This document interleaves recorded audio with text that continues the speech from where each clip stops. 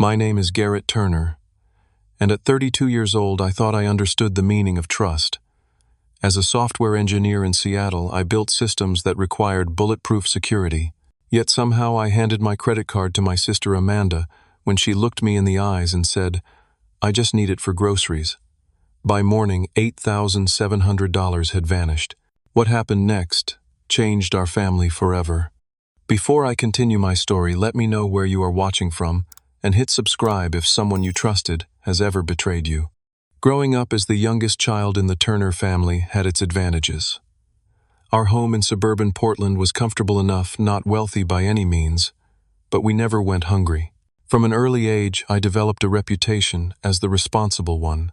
While other kids spent their allowances on candy and video games, I saved mine carefully, tracking every dollar in a blue notebook my father had given me for my 10th birthday.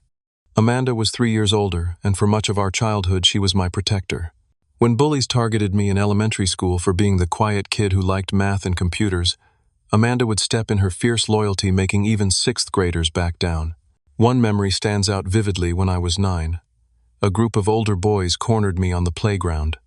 Before I could even feel afraid, Amanda appeared, stood in front of me, and told them if they touched her little brother they would regret it. They scattered like leaves in the wind.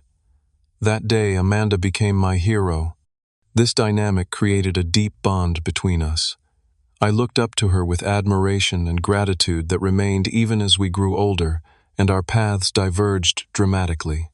Amanda was charismatic, popular, and spontaneous, where I was methodical, introverted, and cautious. She lived for the moment. I planned for the future. Everything changed when our father was diagnosed with aggressive pancreatic cancer. I was 15, Amanda 18. Dad fought hard for 11 months, but the disease took him anyway. His loss devastated our family. But he had been practical enough to leave us with a substantial life insurance policy. Mom received the largest portion, but Dad had specifically set aside $100,000 each for Amanda and me in trusts we could access when we turned 21. The contrast in how we handled this inheritance defined our adult relationship. I used mine to finish my computer science degree at the University of Washington debt-free, put a down payment on a modest condo, and invest the rest. By 30, I had grown that inheritance into a healthy portfolio that would have made Dad proud. Amanda took a different path. Within 18 months of receiving her trust fund, it was gone. Expensive clothes, a luxury car she could not afford to maintain, lavish vacations with friends who disappeared when the money ran out, and increasingly gambling. What started as occasional trips to casinos turned into an addiction that consumed her finances and relationships. The first time she asked to borrow money, it was for rent. She was 23, tearfully explaining that her roommate had moved out unexpectedly, leaving her unable to cover the full amount. I transferred $1,000 without hesitation, remembering how she had always protected me. She promised to pay me back in 2 months. Those 2 months stretched into 6, then a year, and eventually we both pretended the loan had never happened. This pattern repeated with increasing frequency and growing amounts. Car repairs, medical bills, utilities about to be shut off. Each time there was a plausible explanation, a desperate need, and promises of repayment that never materialized. And each time our mother would say, "She is going through a rough patch. She is your sister." Family helps family. By the time I was 28 and Amanda 31, I had loaned her over $20,000 that I would never see again. The breaking point should have been when she asked for $6,000 to pay off what she described as "some guys who will hurt me if I do not pay." I learned later it was a gambling debt to an underground poker game. I paid it, then insisted she attend Gamblers Anonymous meetings. She went twice before declaring it depressing and not for her. Despite my financial support, Amanda's life continued to spiral. She had a son at 25 with a boyfriend who left before the birth. 2 years later, she had a daughter with another man who stayed slightly longer, but eventually disappeared as well. My niece and nephew became the new justification for emergency financial requests. The kids need winter clothes. Mason needs asthma medication. Lily has a school trip coming up. I loved those kids fiercely and worried about their stability. This concern kept me engaged when logic told me to step back. I found Mason a spot in a good after-school program and paid for it directly. I set up a college fund for Lily when she was born, making sure Amanda could not access it. I tried to provide structure where I could without undermining my sister. Mom continued to enable Amanda watching the children whenever asked, giving Amanda money she could barely afford to give, and most damagingly making excuses for increasingly irresponsible behavior. When Amanda lost jobs for showing up late or not at all, Mom would say, "That manager had it out for her from day one." When Amanda maxed out credit cards Mom had co-signed for, Mom would say, "Everyone struggles with credit these days." My attempts to help Amanda find stable employment leveraged all my professional connections. I got her an interview at a friend's marketing firm, which she missed because she overslept. I helped her create a resume that strategically explained her work history gaps, then discovered she had added fictional jobs to it before submitting. I paid for a vocational course in medical billing that she abandoned halfway through. The most significant intervention came when Amanda totaled her car while driving under the influence with the children in the back seat. By some miracle, no one was hurt, but she faced potential charges and the loss of her license. I hired an attorney who managed to get her into a diversion program instead of jail time. The legal fees cost me $11,000, but I considered it an investment in my niece and nephew's well-being.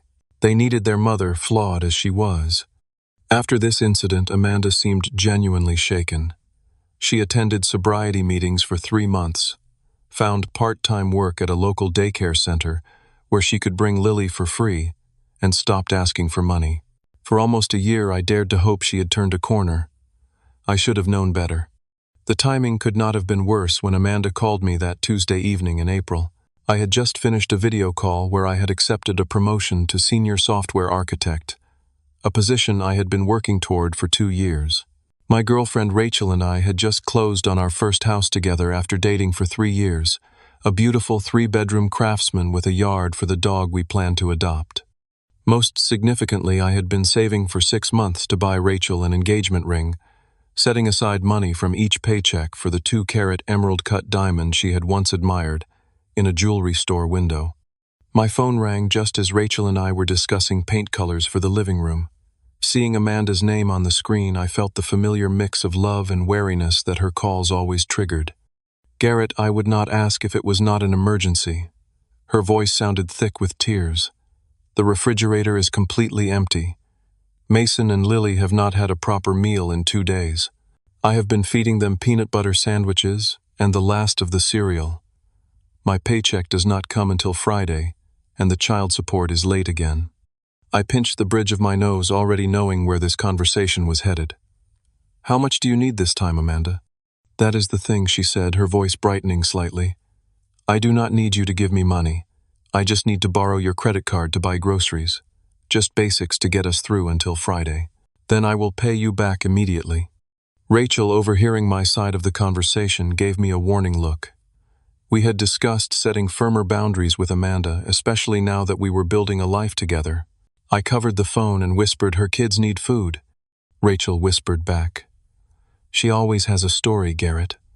Remember Christmas when she needed money for gifts, and then posted pictures from a casino on Instagram the next day?"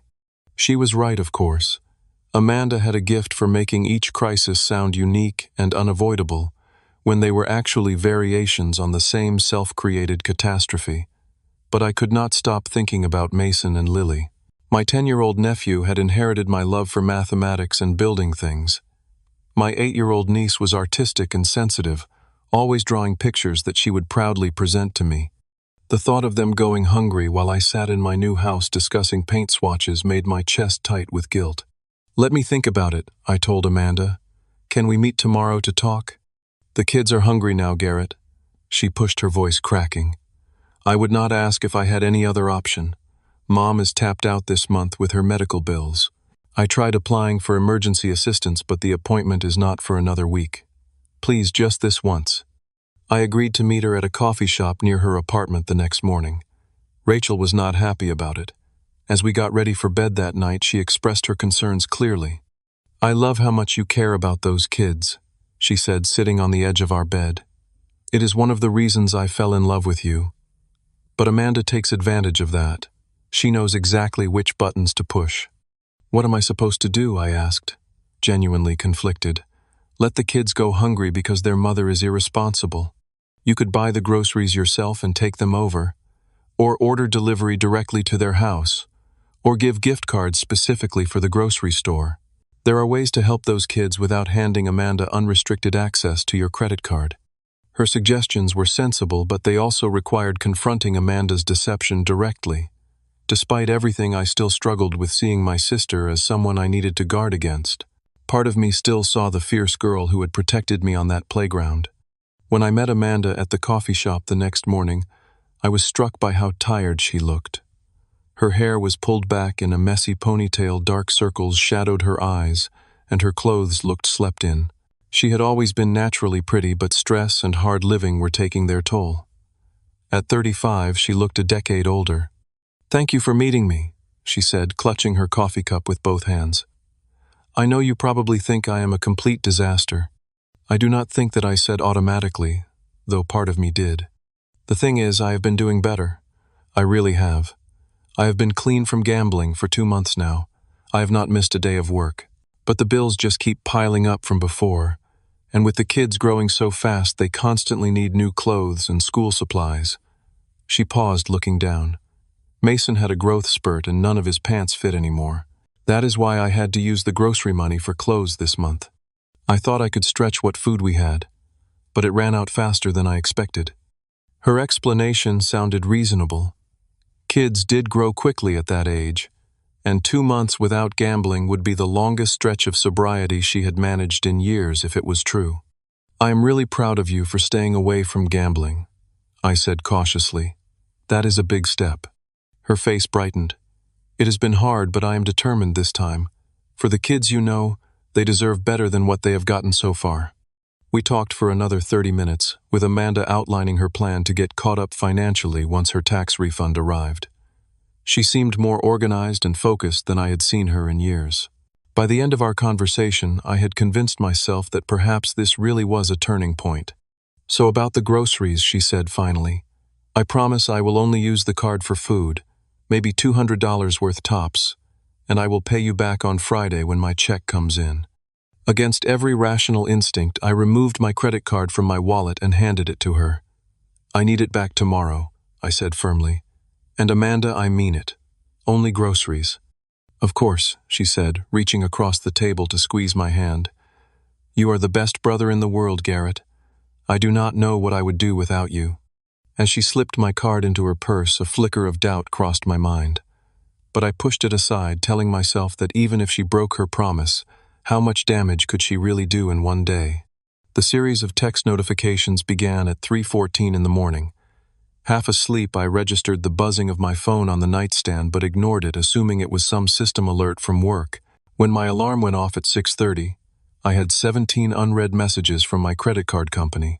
Purchase $89.99 at Electronics Paradise Purchase.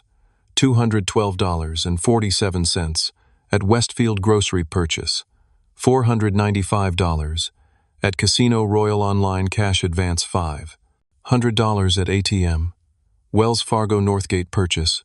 $876.32 at Nordstrom Cash. Advance $500 at ATM. Bank of America Downtown Purchase.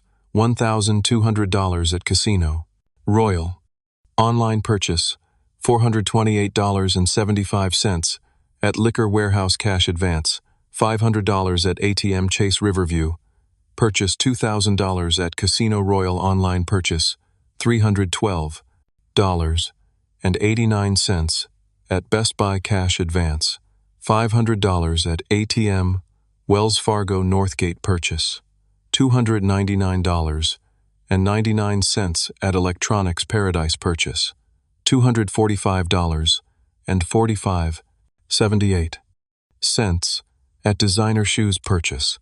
$538.90 at Casino Royal Online. The total, including fees for the cash advances, came to $8,700.14. My credit limit was $10,000. I stared at my phone in disbelief, my mind refusing to process what I was seeing. This had to be fraud. Someone must have cloned my card.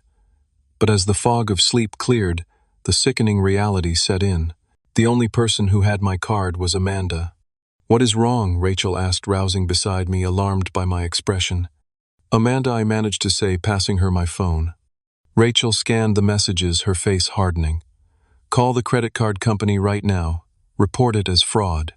But I gave her the card I said already, dialing the number on the back of my backup card. After navigating the automated system and verifying my identity, I explained the situation to the customer service representative. Her response was what I feared. "I understand this is distressing, Mr. Turner, but since you voluntarily gave your card to your sister, this does not qualify as unauthorized use under our fraud protection policy. You are responsible for all charges made with your permission." But I only gave permission for grocery shopping, not for thousands of dollars in gambling and cash advances, I argued. "I am sorry, sir, but without evidence that the card was taken without consent or used after you reported it missing, these charges are valid. You may want to pursue this as a civil matter with your sister, but the bank cannot reverse these transactions." By the time I hung up, Rachel was already dressed. "I am going with you to find her," she said, her voice leaving no room for argument.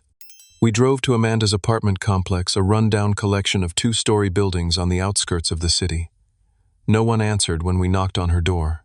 A neighbor walking her dog informed us that Amanda had left with a suitcase the previous evening, the children in tow. "Where would she take the kids?" Rachel asked as we got back in the car. "Probably to Mom's," I replied, already calling my mother's number. Mom answered on the fourth ring, her voice deliberately casual. "Garrett, what a nice surprise to hear from you so early."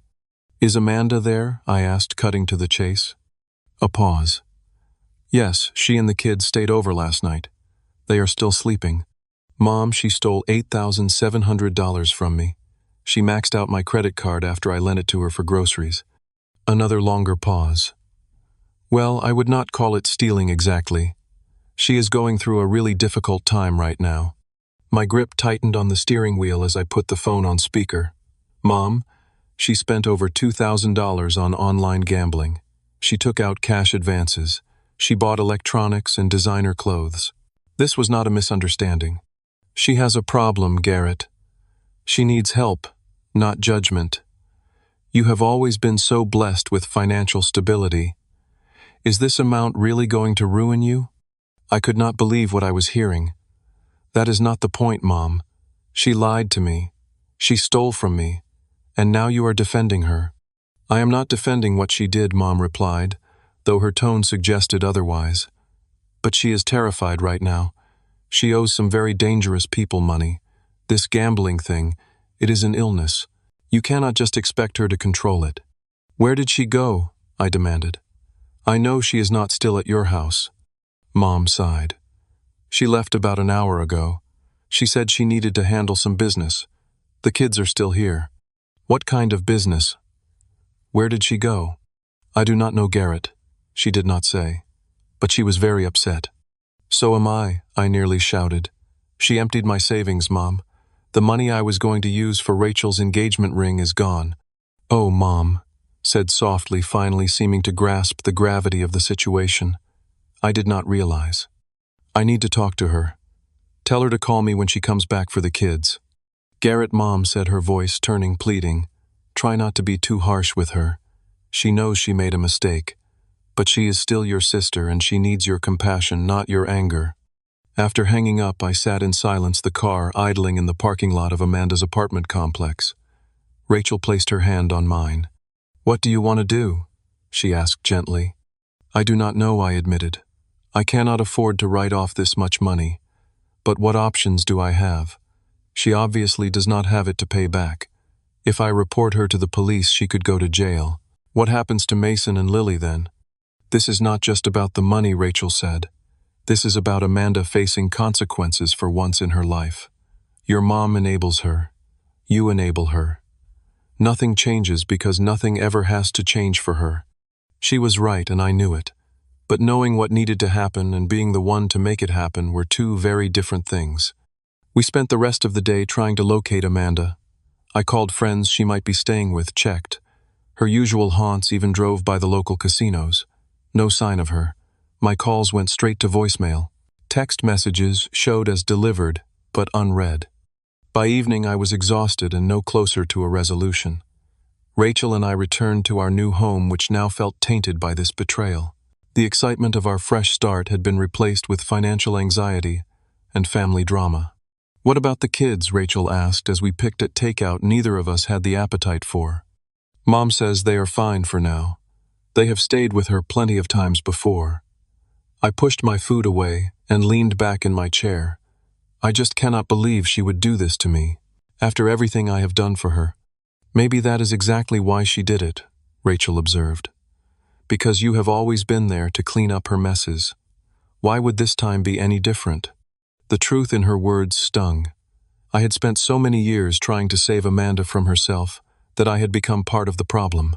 My help had become a crutch she leaned on rather than an opportunity to stand on her own. That night, as Rachel slept beside me, I stared at the ceiling, replaying years of enabling behavior. The money was significant, yes, but more painful was the realization that my sister had looked me in the eye, made a promise she never intended to keep, and betrayed my trust without hesitation, and somewhere deep down I had known she would. The $8,700 represented more than just money. For 6 months I had been setting aside a portion of each paycheck for the perfect engagement ring. Rachel had once pointed out a 2-carat emerald-cut diamond set in platinum. While we were window shopping, her eyes lingering just a moment too long. I had noted the style and started saving immediately, wanting to give her something special that represented all she meant to me. Now that dream had vanished overnight. While we had discussed marriage extensively and knew we wanted to build a life together, the formal proposal and beautiful ring were important symbols to me. I had even planned how I would ask during our upcoming vacation to the Oregon coast at sunset on the beach where we had first said "I love you." The morning after discovering the theft, I sat Rachel down at our kitchen table. "I need to talk to you about the engagement ring," I began, my throat tight. "Garrett, it is okay," she interrupted, reaching for my hand. "I know what that money was for. Amanda took that from both of us." "I had it all planned," I admitted. "The proposal, the ring, everything. Now I do not know when I will be able to replace that savings." "A ring is just a thing," Rachel said, though I could see the disappointment she was trying to hide. "We can still get engaged. I would say yes to a twist tie if you were the one offering it." Her generosity only made me feel worse. Rachel deserved everything I had planned to give her, not a compromised version, forced by my sister's selfishness. Beyond the ring, the financial strain touched every aspect of our lives. Our new mortgage payment was manageable with our combined incomes, but now I faced a maxed-out credit card that would accrue significant interest if not paid quickly. The minimum payment alone would stretch our monthly budget. I had always prided myself on financial responsibility. I paid my credit card in full each month, had an excellent credit score, and maintained a 6-month emergency fund. That emergency fund would now need to be drained to cover this unexpected debt, leaving us vulnerable if any actual emergency arose. At work, I struggled to focus. My promotion came with new responsibilities that demanded clear thinking and creative problem-solving. Instead, I found myself staring at my monitor, running calculations of how long it would take to rebuild our savings, or checking my phone to see if Amanda had finally responded to my messages. My team noticed the change. My manager pulled me aside after I missed an important deadline for the first time in my career. "Everything okay, Garrett? This is not like you." I gave a vague explanation about family issues, embarrassed to admit the truth. He was understanding, but reminded me that the senior position came with higher expectations. I promised to get back on track, then spent my lunch break calling local pawn shops to see if Amanda had sold any electronics matching the ones she had purchased with my card. Sleep became elusive. I would lie awake analyzing where I had gone wrong, replaying the coffee shop conversation where I had handed over my card despite all the warning signs. During the day, fatigue made everything harder, from coding complex algorithms to maintaining patience with daily annoyances. Rachel remained supportive, but increasingly concerned. One evening, about a week after the incident, she broached the subject that had been hanging between us. "Have you considered filing a police report?" she asked carefully. The question sent a wave of conflicting emotions through me. Part of me wanted justice, wanted Amanda to face real consequences for once. Another part recoiled at the thought of my sister in handcuffs, of being responsible for putting her in the system. I have thought about it, I admitted. But what happens to Mason and Lily if she goes to jail? They end up in foster care, or with Mom, who can barely manage her own life, let alone 2 kids. Those children are already suffering because of her choices, Rachel pointed out. Maybe this is the wake-up call she needs. Rock bottom can be the foundation for rebuilding. Or it could push her deeper into desperation, I countered. You know how these cycles work. Desperation leads to worse decisions, not better ones. We went back and forth, neither of us changing position, both of us frustrated by the impossible situation. By the end of the conversation, we had tabled the decision, but were left with a subtle tension between us that had never existed before. The strain extended beyond Rachel to other relationships. Friends invited us out for dinner or drinks, and I had to decline, unable to justify the expense. When asked why I gave vague excuses rather than admit the humiliating truth, gradually social invitations became less frequent. Even my relationship with my mother deteriorated. She continued to serve as a communication channel between Amanda and me, relaying messages that always included excuses, but never apologies or concrete plans for repayment. After 2 weeks of this, I finally snapped during a phone call. Stop defending her, Mom. Just stop. She is 35 years old, not 15. She made choices, horrible, selfish choices that hurt people who love her. Why can you not see that? Of course I see it, Mom replied, her voice thin with stress. I see all of it. I see Amanda struggling with demons your father had too, that gambling addiction that ruined so many of our early years together before he got help. I see you so much like me, always trying to fix everything, taking on responsibility that is not yours. I see those beautiful children caught in the middle. Her words stopped me cold. What do you mean demons Dad had too? A heavy sigh came through the phone. Your father had a gambling problem when we first married. It nearly destroyed us. He got help, eventually joined Gamblers. Anonymous stayed clean for over 20 years. But these things can run in families, Garrett. Amanda did not choose this addiction. She chose to lie to me. She chose to take my card and spend thousands on luxury items and cash advances, not just gambling. When you are in the grip of addiction, your choices are not really choices, Mom insisted. You will understand someday when you have children. You cannot just cut them off when they make mistakes, even terrible ones. There is a difference between cutting someone off and setting healthy boundaries, I said, repeating a phrase my therapist had used years ago when I first sought help dealing with Amanda's behavior patterns. Boundaries, Mom scoffed. Family does not work that way, Garrett. Family forgives. Family sacrifices. Family stands by each other no matter what. The conversation ended in a stalemate, with both of us frustrated and hurt. But it revealed something important. The dysfunctional patterns in our family went back further than I had realized, and my mother's enabling behavior toward Amanda mirrored her own experience with my father. As days stretched into weeks with no resolution, I began to notice subtle changes in myself. The constant anxiety about money made me irritable.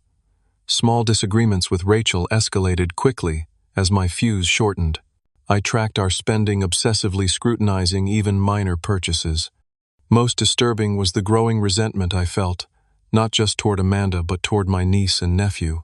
Logically, I knew they were innocent victims in this situation, but emotionally I began to view them as extensions of their mother's manipulation.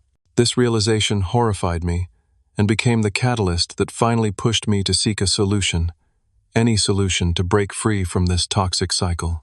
3 weeks after the credit card incident, I was scrolling through social media before bed when a notification appeared. Amanda had just posted for the first time since emptying my credit card. It was a check-in at a restaurant I recognized, an upscale sushi place downtown.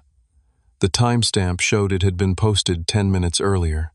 She is out having sushi, I said to Rachel, my voice flat with disbelief. $8,700 of my money is gone. I cannot reach her for weeks.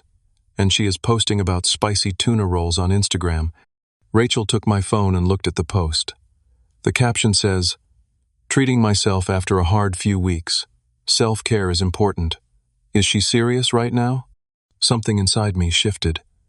The last thread of familial loyalty of making excuses for Amanda's behavior finally snapped. I took back my phone and called my mother. "Where is Amanda staying?" I demanded without preamble. "Garrett, It is nearly midnight. Can this wait until morning? She just posted from Osaka Sushi downtown, treating herself after a hard few weeks. So clearly she is not hiding from dangerous loan sharks or whatever story she told you. Where is she staying, Mom? A long pause. She has been staying with her friend Tina since last week. But Garrett, she is still figuring things out. She does not have the money to pay you back yet. Address, Mom. I need Tina's address. I do not think confronting her when you are this angry is a good idea. I am not going to confront her tonight. I just need to know where she is. Mom reluctantly gave me the address, making me promise not to go there until I had calmed down. I agreed, though my plans were already forming.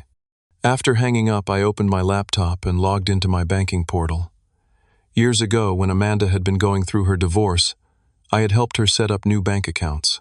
She had been worried her ex would drain their joint accounts, so I had walked her through the process of establishing accounts in her name only. What she did not know was that I had kept the login information initially as a backup in case she got locked out, but later as a way to verify her financial claims when she asked for money. I had not checked her accounts in over a year, feeling it was an invasion of privacy. Now I felt no such compunction. After logging in, what I saw shocked me even more than the credit card theft. Amanda had a savings account with over $12,000 in it. How is this possible? Rachel asked, looking over my shoulder. She told you she was broke, that the kids did not have food. I navigated to the transaction history. Regular deposits had been made over the past 6 months, including a substantial one 3 days after she had taken my credit card. The source was labeled Estate of Michael Turner. Dad's insurance money, I said quietly. She must have hidden some of it from everyone. This discovery changed everything. Not only had Amanda lied about needing my credit card for necessities, but she had significant savings the entire time. The betrayal cut even deeper. The next morning, I called a lawyer friend who specialized in financial disputes. I explained the situation, including my access to Amanda's bank records. Technically, accessing her account without permission could be problematic, he advised. But given that she authorized you initially, it falls into a gray area. The more pressing issue is recovering your money. Do you have any documentation of the agreement when you lent her your card? Nothing written, I admitted. It was a verbal agreement that she would only use it for groceries and return it the next day. That makes things harder to prove, but not impossible. You have the card transaction records showing it was clearly not used just for groceries. Your best options are file a police report for credit card fraud, which could result in criminal charges. File a civil lawsuit for the amount taken, or attempt to negotiate repayment directly.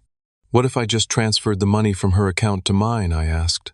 The same amount she took from me. He paused. That would be legally questionable. Since you are not an authorized user on her current account despite having access, it could be considered unauthorized access and electronic theft. I would not recommend that approach. After hanging up, I sat at my kitchen table, weighing my options. Filing criminal charges would devastate Amanda's already precarious life situation and potentially hurt Mason and Lily. A civil lawsuit would be expensive, time-consuming, and might still not result in repayment. As I considered the third option, direct negotiation, an idea began to form. Amanda had shown she could not be trusted to honor agreements. Any repayment plan would likely fall apart at the first opportunity. But I had leverage now that I knew about her secret savings. I spent the rest of the day researching banking regulations and laws regarding disputed transactions. What I discovered was that while accessing someone else's account without permission was generally illegal, there were exceptions for cases of proven fraud, and when the person had previously granted access authorization. More importantly, I found that if I could prove Amanda had defrauded me and had the means to repay but refused, I might have grounds for an emergency recovery action. It was still legally risky, but less so than I had initially feared. That evening, I composed a detailed email to Amanda, sending it to every address I had for her. I outlined exactly what she had done, attached the credit card statements showing all purchases, and made it clear that I knew about her secret savings account. I gave her 24 hours to either return my card and transfer $8,700 to my account, or I would pursue all legal options available to me, including filing fraud charges and seeking an emergency asset freeze. on her accounts. Do you think she will respond? Rachel asked after reading the email. I doubt it, I replied. But now I have documentation that I attempted to resolve this directly before taking other measures. The 24 hours passed with no response from Amanda.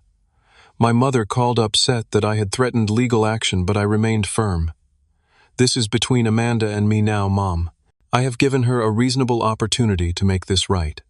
Having received no response by the deadline, I made my decision. While technically risky, I believed I had sufficient justification to recover exactly what was taken from me. I would not take a penny more than the $8,700 that had been stolen, and I would document everything carefully to show this was recovery of fraudulently obtained funds, not theft. Late that night, after Rachel had gone to bed, I sat down at my computer and logged into Amanda's account one last time. I set up a transfer for exactly $8,700 to my checking account, labeled it Repayment of Fraudulent Credit Card Charges, and included a note with the dates and transaction numbers from my credit card. Statement. Before confirming the transfer, I paused, considering the potential consequences. This action would likely end any chance of reconciliation with my sister. It might create a permanent rift in our family, but allowing her to steal from me without consequences would only enable further destructive behavior, hurting not just me but eventually Mason and Lily as well. I clicked confirm. The transfer was scheduled to process at 2 a.m, the standard time for the bank's overnight batch processing. I added a final note to the transaction details. Amanda, I gave you every opportunity to make this right. This money was taken from me through deception and used for gambling and luxury purchases while you claimed your children were hungry. I am only reclaiming what was wrongfully taken. If you want to discuss this like adults, you have my number. With that done, I closed my laptop and went to bed feeling a strange mixture of anxiety and relief. Whatever happened next, I had finally taken action to break the cycle of enabling that had defined our relationship for too long. At exactly 2 a.m, the transfer from Amanda's account to mine was processed. I knew this because I was still awake, too anxious to sleep, repeatedly refreshing my banking app until I saw the deposit appear. $8,700. The exact amount she had taken from me. I had expected to feel triumphant, or at least relieved. Instead, I felt a complicated mix of emotions. Vindication, yes, but also sadness that our relationship had deteriorated to this point, and anxiety about the inevitable fallout. I finally drifted off to sleep around 3, mentally preparing for the storm that would come. The storm arrived at 6:02 in the morning, just as the first light of dawn was filtering through our bedroom curtains. My phone erupted with Amanda's ringtone, startling both Rachel and me awake. You stole from me. Amanda screamed so loudly, I had to hold the phone away from my ear. How could you do this? I just checked my account and the money is gone. I did not steal from you, Amanda, I replied, keeping my voice deliberately calm. I recovered the exact amount you took from me after lying about needing groceries for your children. That was my money, she shrieked. I was going to pay you back. Now I cannot pay my rent. The kids and I will be homeless. Is that what you want? You had 3 weeks to contact me about repayment. Instead, you ignored my calls and messages while posting about sushi dinners on social media. And we both know the kids have been staying with Mom more than with you lately. I am calling the police, she threatened. This is theft. You hacked my account. Go ahead, I said, surprising myself with how steady my voice remained. I have documented everything. The credit card statements showing you spent thousands on gambling and luxury items after promising to only buy groceries. The bank records showing you have had money all along while claiming poverty. The multiple attempts I made to contact you about repayment. I am happy to explain it all to the police. There was a moment of silence before Amanda changed tactics, her voice breaking into sobs. How could you do this to me, Garrett? I am your sister. I have always been there for you. No, Amanda, you have not. You have been taking from me for years without giving anything back. I have paid your rent, your legal fees, your gambling debts. I have bought clothes and medicine for your children while you spent money on yourself. I have tried to help you find jobs and get treatment for your addiction. And how did you repay me? By lying to my face and stealing thousands of dollars that I was saving for an engagement ring. An engagement ring, she repeated momentarily, derailed from her outrage. For Rachel. Yes, for Rachel. $8,700 I had been saving for months gone in a single night because you could not control your gambling addiction for even 24 hours. Another pause. I could almost hear her recalculating her approach. Garrett, I am sick. You know gambling addiction is a disease. Would you punish someone for having cancer? For having depression? No, but I would expect them to seek treatment and not use their illness as an excuse to hurt others. You have refused help every time it has been offered. You chose to lie to me, Amanda. You chose to take my card under false pretenses. You chose to spend thousands at online casinos instead of feeding your children. Just then, my phone beeped with another incoming call. My mother. Mom is calling me now, I told Amanda. I am guessing you woke up the entire neighborhood with your screaming and called her immediately.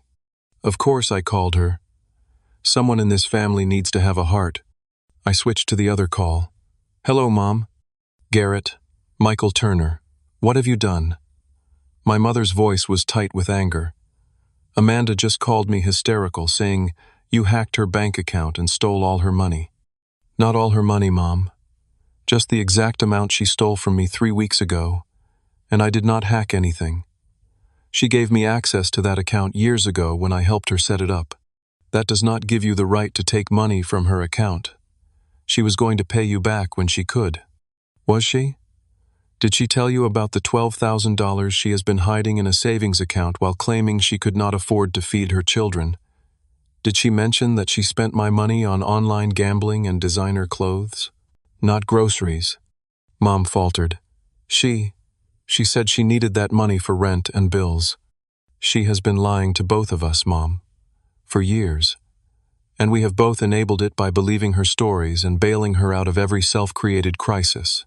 The conversation with my mother continued for nearly 30 minutes, covering ground we had been over countless times before. But something was different this time.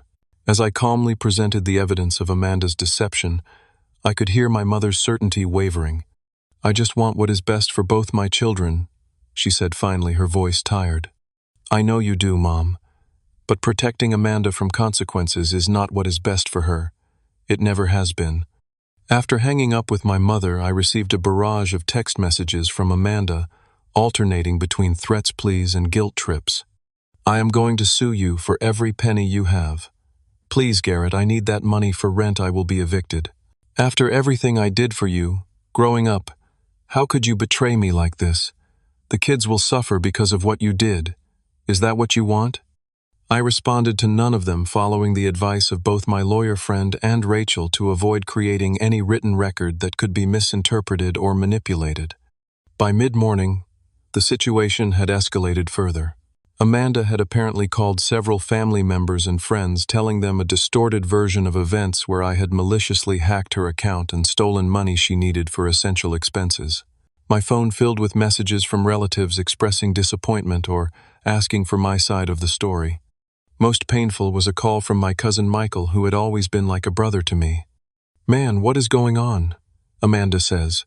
You cleaned out her bank account. That does not sound like you. I explained the full situation, including the original theft and Amanda's secret savings. That makes more sense, Michael said. Look, we all know Amanda has issues.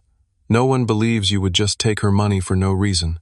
But maybe there was another way to handle it. I tried other ways, I told him. I tried calling her. I tried emails. I gave her a chance to work it out like adults. She ignored me until the money was gone. Then suddenly she had time to call everyone we know. Michael was silent for a moment. Fair enough. For what it is worth, I think you did what you had to do. Amanda has been skating by on family sympathy for too long. His support meant more than I could express. As the day progressed, a pattern emerged. Those who knew Amanda well and had experienced her manipulation firsthand generally understood my actions, while those who only saw her charming public persona were shocked by what they viewed as my betrayal. By afternoon, Amanda had changed tactics again. She appeared at our house unannounced, pounding on the door while Rachel and I were both working from home. I know you are in there, Garrett. We need to talk face to face. Be a man and open the door. Through the security camera, I could see she was alone, her face blotchy from crying, her hair disheveled. I opened the door but blocked the entrance. "You need to calm down," I said firmly. "I am not discussing anything with you while you are like this." "Like what?" "Upset that my brother stabbed me in the back. Worried about how I am going to pay rent. Scared about what happens to my kids. The same kids you claimed were hungry while you had thousands in savings. The same kids you left with Mom so you could go gambling with my money. Those kids." Her face crumpled. For a moment I saw genuine pain and shame in her expression, but it quickly hardened back into defensive anger. "You have no idea what my life is like," she said. "How hard it is to be a single mother, with no support from their fathers. How expensive everything is. The pressure I am under all the time." "You are right," I conceded. "I do not know exactly what that is like, but I do know that lying and stealing from the people who love you is not the answer." "So what am I supposed to do now? My rent is due in 3 days. I do not have enough money left." "That is not my problem anymore, Amanda. You had the money. You chose to hide it while asking me for more. Now you need to figure it out on your own, or what you will let your niece and nephew be homeless." I had anticipated this manipulation tactic. Mason and Lily always have a place to stay with Mom or with me and Rachel if needed. But you need to stop using them as shields and bargaining chips. It is not fair to them. Our confrontation continued for nearly an hour, moving from the doorstep to the living room when it became clear the neighbors were watching. Rachel stayed nearby, a silent support, but allowing me to handle the situation. Eventually, Amanda's anger gave way to exhaustion. "So what happens now?" she asked, slumped on our couch. "Are we just done as brother and sister? Over money?" "This was never just about money," I told her. "It is about trust and respect. You betrayed my trust in the worst way, Amanda. After years of me trying to help you, that is not something I can just forget. So that is it. You got your money back, and now you are washing your hands of me." "I did not say that. But things cannot go back to how they were before. If you want a relationship with me moving forward, it needs to be built on honesty and respect. That starts with you getting real help for your gambling addiction and taking responsibility for your choices." She left without making any promises, but also without the dramatic threats and accusations that had characterized the beginning of our conversation. It felt like perhaps, just perhaps, something had shifted. The aftermath continued to ripple through our family for weeks.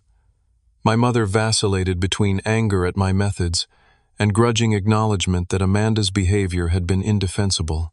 Some relatives took sides while others tried to mediate. Throughout it all, Rachel remained my steadfast supporter, even when the stress spilled over into our relationship. "Are you having second thoughts about marrying into this family drama?" I asked her one night, only half joking. "Not even for a second," she replied, curling against me on the couch.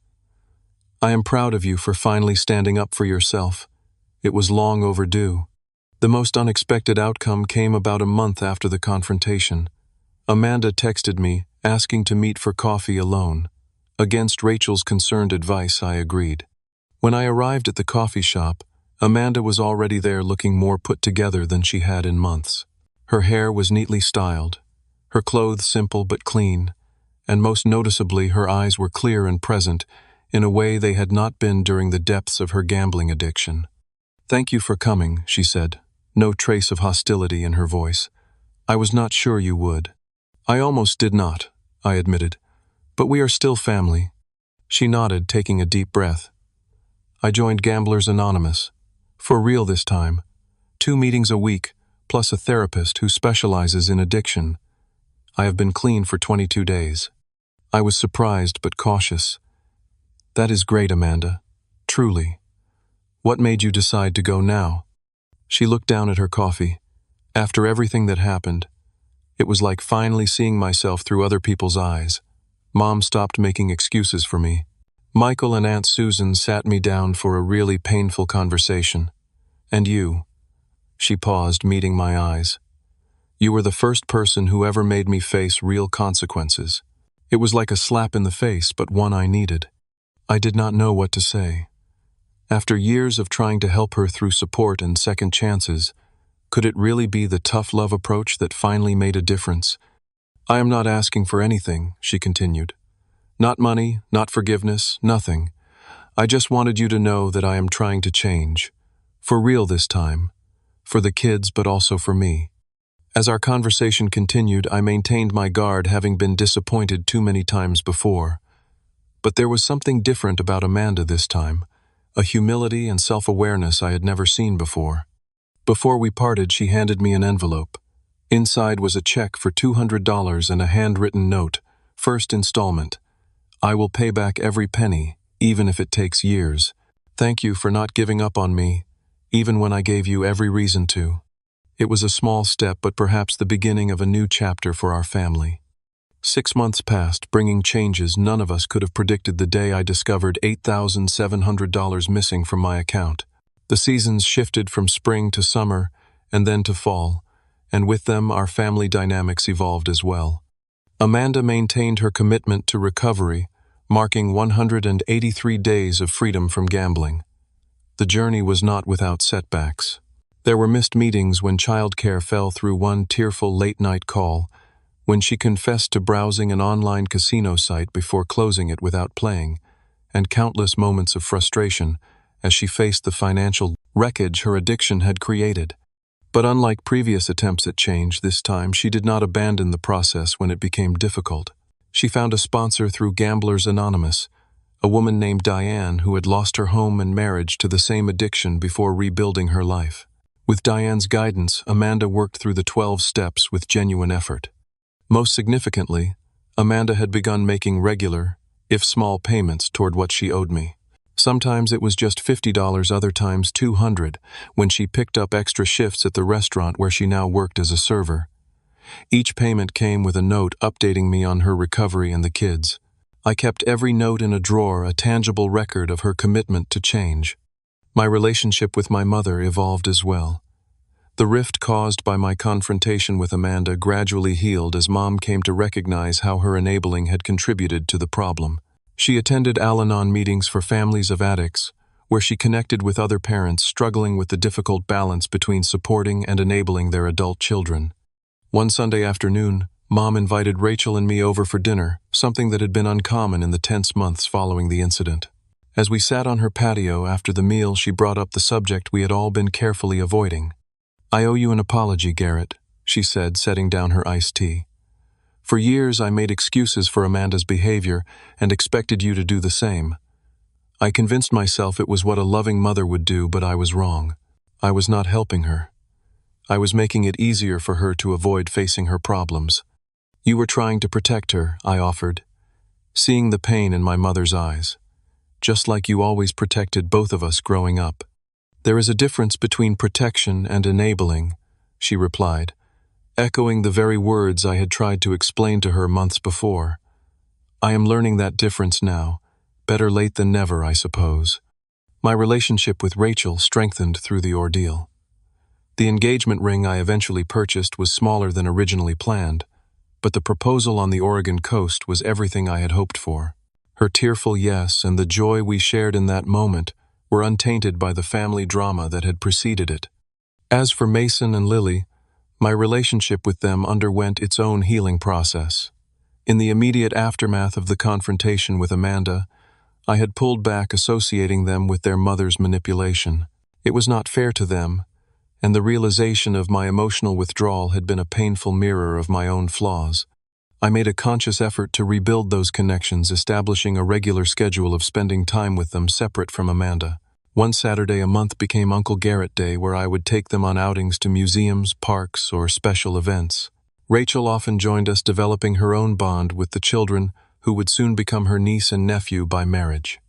Through it all, I reflected deeply on the lessons this painful chapter had taught me. The most profound was understanding the true meaning of helping someone you love. For years, I had mistaken financial bailouts and emotional buffering for genuine support. In reality, these actions had only postponed the inevitable confrontation Amanda needed to have with her addiction. True help sometimes meant allowing someone to face the natural consequences of their actions. It meant standing firm in the face of manipulation and guilt trips. It meant recognizing that love and enablement are not the same thing, and in fact are often opposing forces. I also learned about the importance of healthy boundaries. Growing up in a family where family always comes first was an unquestioned mantra. I had never developed the skills to say no to toxic requests or to protect my own well-being when it conflicted with others' demands. Learning to establish and maintain boundaries was uncomfortable at first, then liberating. The journey of recovery was not just Amanda's. It belonged to our entire family. Each of us had patterns to break, new skills to learn, and old wounds to heal. The process was messy and non-linear, with progress followed by setbacks followed by new growth. On a crisp October evening, almost exactly 6 months after the confrontation that changed everything, Amanda invited Rachel and me to dinner at her apartment. It was a simple meal, spaghetti and salad prepared with the help of Mason and Lily. But it represented something profound. Amanda taking responsibility not just for herself, but for creating positive family experiences for her children. After dinner, when the kids were occupied with a movie in the living room, Amanda handed me an envelope. Inside was a check for $1,000, by far the largest repayment she had made. "I got a promotion at work," she explained. "Assistant manager. The first real career step I have taken in years." "Amanda, that is amazing," I said, genuinely proud of her progress. "But are you sure you can afford this much at once? You and the kids need stability too." She shook her head. "I need to do this, Garrett. Not just for you, but for me. Each payment is a reminder of where I have been and where I never want to return. It is part of my recovery." As Rachel and I drove home that night, I felt a sense of peace that had eluded me for months. The money itself, while still significant, had become secondary to the healing it represented. Amanda would eventually repay the full amount, I believed that now, but the greater debt that had been repaid was the restoration of trust between us. The experience had taught me that sometimes the most loving thing you can do for someone is not what feels good in the moment. Sometimes love requires standing firm when every instinct calls for surrender. Sometimes it means allowing someone to fall so they can learn to pick themselves up. And sometimes the hardest battles yield the most meaningful victories. True love is not about endless sacrifice and martyrdom. It is about respect, boundaries, and believing in someone's capacity to grow even when they cannot see it themselves. It is about holding people accountable because you know they are capable of more than their worst behaviors. Have you ever had to make a difficult decision that hurt someone you loved in the short term, but ultimately led to positive change? Or have you struggled with setting boundaries with family members who cross lines? Let me know in the race. Comments below. Your story might help someone else facing similar challenges. If this resonated with you, please hit the like button and subscribe to hear more real-life experiences. Thank you for listening, and remember, sometimes the hardest choices lead to the most important growth.